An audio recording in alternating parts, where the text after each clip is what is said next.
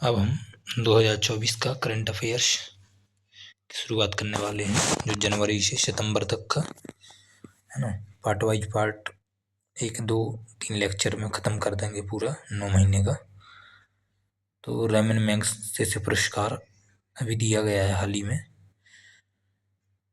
ये जो Ramon Magsaysay पुरस्कार है, इसके लिए नोबेल पुरस्कार कहा जाता है एशिया का। और इसका नाम जो है फिलीपींस के तीसरे राष्ट्रपति रेमन मैग्सेसे के नाम पर रखा गया है। इसकी शुरुआत 1957 से हुई थी और पहली बार इसके लिए 1958 में दिया गया था, रेमन मैग्सेसे पुरस्कार के लिए। रेमन मैग्सेसे पुरस्कार देने का उद्देश्य एक ही होता है कि एशिया के उन व्यक्ति और संगठन को सम्मानित करने का उद्देश्य है जो मतलब सार्वजनिक क्षेत्र में जो अच्छे कामों में योगदान दे रहे हैं ना, तो व्यक्तियों और संगठन के लिए दिया जाता है केवल एशिया के रेमन मैग्सेसे पुरस्कार। और इसे एशिया का नोबेल पुरस्कार भी कहा जाता है। क्या कहा जाता है? नोबेल पुरस्कार। नोबेल पुरस्कार है ना, जिनको मिला था वो पहले भारतीय थे, विनोबा भावे है ना। विनोबा भावे के लिए मिला था, लीडरशिप के लिए, कम्युनिटी लीडरशिप के लिए। 1958 में विनोबा भावे के लिए दिया गया था नोबेल पुरस्कार, जो कि रेमन मैग्सेसे पुरस्कार प्राप्त करने वाले पहले भारतीय थे। नोबेल पुरस्कार मतलब एशिया का नोबेल पुरस्कार दिया गया था इनके लिए।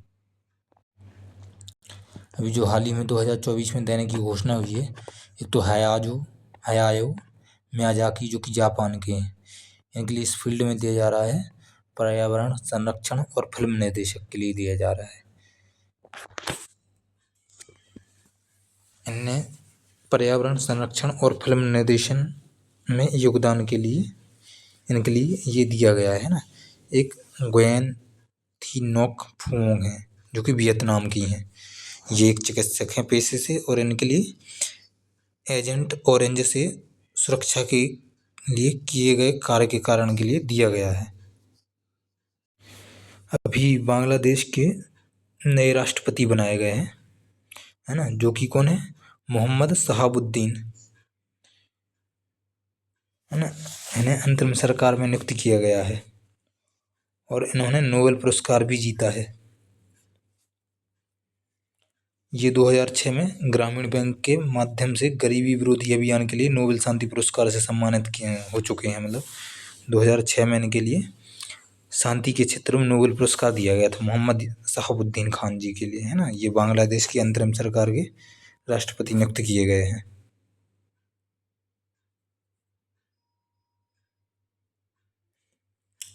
बांग्लादेश के राष्ट्रपति मोहम्मद शहाबुद्दीन ने नोबेल पुरस्कार विजेता मोहम्मद यूनुस को अंतरिम सरकार का प्रमुख नियुक्त किया है ना। मतलब जो मोहम्मद यूनुस है ना, उनको अंतरिम सरकार का प्रमुख बनाया गया है। मोहम्मद यूनुस को 2006 में है ना ग्रामीण बैंक के माध्यम से गरीबी विरोधी अभियान के लिए नोबेल शांति पुरस्कार भी मिल चुका है 2006 में। Nagaland insurance for disaster risk management policy लागू करने वाला पहला राज्य है ना, जिसके तहत क्या बीमा होता है। नागालैंड राज्य सरकार और एसबीआई जनरल इंश्योरेंस ने आपदा जोखिम हस्तांतरण मतलब ट्रांसफर है ना, पैरामीट्रिक बीमा समाधान DRTPS के लिए एक समझौता ज्ञापन MOU पर हस्ताक्षर किया है। MOU पर मेमोरेंडम ऑफ अंडरस्टैंडिंग होता है इसका अल्पविराम। तो अभी एक अरब सागर के तट पर चक्रवात आया था जिसका नाम क्या है? आसना। और इसकी घोषणा किसने, अलर्ट, इसके लिए अलर्ट किसने जारी किया था? इसके लिए अलर्ट जो है भारतीय मौसम विभाग ने किया था। इंडिया मेट्रोलॉजिकल डिपार्टमेंट द्वारा इसके लिए एक अलर्ट जारी किया गया था है ना। ये कौन सा साइक्लोन है? आसना।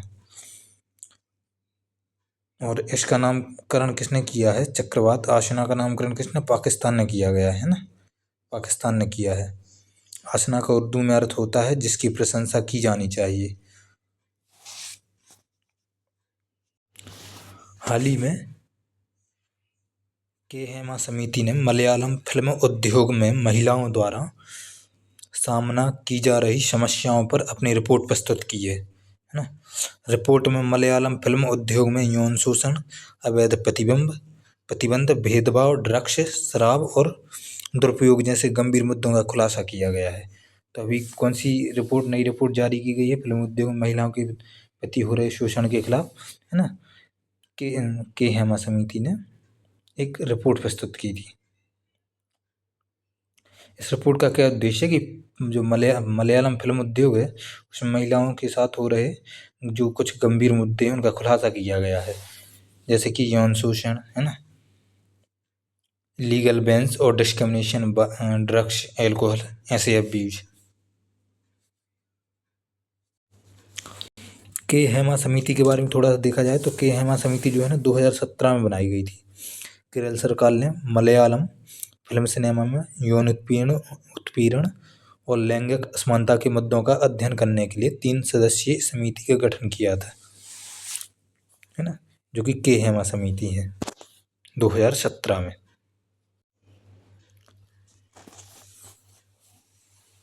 के हेमा समिति एक, है ना, IAS अधिकारी है और इनके जो सदस्य हैं इनकी समिति में एक KV बलसाला कुमारी और पूर्व अभिनेत्री शारदा जी हैं। इन तीनों को मिला के एक समिति बनाई गई जो के हेमा समिति है ना। अभी एक देश ने डूरंड कप जीता है, तो डूरंड कप किससे रिलेटेड है? फुटबॉल से रिलेटेड है डूरंड कप, है ना, डूरंड कप। डूरंड कप 2024 का फाइनल मैच कोलकाता के साल्ट लेक स्टेडियम में खेला गया था, जिसमें 2 टीमों ने भाग लिया। नॉर्थ ईस्ट यूनाइटेड, है ना, फाइनल में मोहन बगान को हराकर पहला डूरंड कप जीता है, खिताब जीता है किसने? नॉर्थ ईस्ट यूनाइटेड ने। डूरंड कप 2024 है ये, डूरंड कप 2024। 133 नंबर का एडिशन है ये, जो कि कहाँ हुआ है?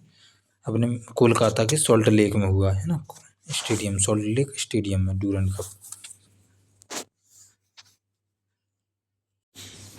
इसमें कुल 24 टीमों ने भाग लिया था, है ना। और ये हुआ किस भारत में किस किस राज्य में किस किस ग्राउंड पे है? कोलकाता पश्चिम बंगाल, जमशेदपुर झारखंड, शिलोंग मेघालय और कोकराझार असम में हुआ है। ये 27 जुलाई से 31 जुलाई के बीच खेला गया था, जिसमें 24 टीमों ने भाग लिया था। डूरंड कप देखा जाए तो ये फुटबॉल से रिलेटेड है ना। इसकी शुरुआत 1888 में की गई थी और सबसे पहली जो टीम थी जिसने 17 खिताब जीते हैं वो है मोहन बागान, है ना। तो नॉर्थ ईस्ट ने अभी हराकर फाइनल में जगह बनाई थी मोहन बागान को। मोहन बागान एकमात्र ऐसी टीम है जिसने 17, है ना, डूरंड कप के खिताब जीते हैं। 2024 में जो पैरा ओलंपिक हुए थे वो फ्रांस की राजधानी पेरिस में हुए थे, है ना। भारत की पैरा एथलीट प्रीति पाल ने इसमें 100 मीटर में T35 स्पर्धा में कंपटीशन में पदक जीता था, और जबकि उन्हें 100 मीटर की दौड़ 14.21 सेकंड में पूरी की थी।